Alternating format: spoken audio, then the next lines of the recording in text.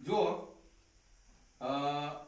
આપણે 28/3 તારીખે એક ગાંધીનગરથી ટેલિકોન્ફરન્સ દેખી તમારા માતા પિતા સાથે કે ધોરણ 6 ની અંદર ભણતું બાળક એક કોમન એન્ટ્રન્સ એક્ઝામ બધા બાળકો માટે એક સરખી પરીક્ષા લેવાનું સરકારે નક્કી કર્યું. તમારા વાલીઓ સાથે આપણે એ કોન્ફરન્સ જોઈ 28/3 તારીખથી લઈ અને આજે 27/4/2023 એક મહિના સુધી આપણે સળંગ આ પરીક્ષાની તૈયારી કરીને તમે લોકો સવારમાં 7 વાગે શાળામાં આવ્યા, શાળા પૂરી થઈ એટલે પણ તમે શાળાની અંદર રોકાયા, શાળાની અંદર 12 વાગે તમારા ઘરેથી ટિફિન આવે, એક સાહેબ તમને આખા દિવસ દરમિયાન આખો દિવસ તમને આ સીઈટી પરીક્ષાની તૈયારી કરાવી, તમને જુદી જુદી ઝેરોક્સો કાઢી આપી, એ તમને તૈયાર કરાવડાવ્યું, બરાબર. જીસીઆરટી એ તૈયાર કરેલા જુદા જુદી જે પ્રશ્ન બેંક છે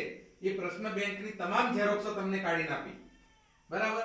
અને સાથે સાથે જે તર્કને લગતા પ્રશ્નો છે એ તમામ પ્રશ્નોની તમને જુદી જુદી મેથડ તમને શીખવી, બરાબર. ગણિત તમને જુદું જુદું શીખવ્યું, અંગ્રેજી, હિન્દી, ગુજરાતી અને પર્યાવરણના જેટલા પણ પ્રશ્નો છે એ તમામ પ્રશ્નોની ચર્ચા આપણે એક મહિના દરમિયાન કરી.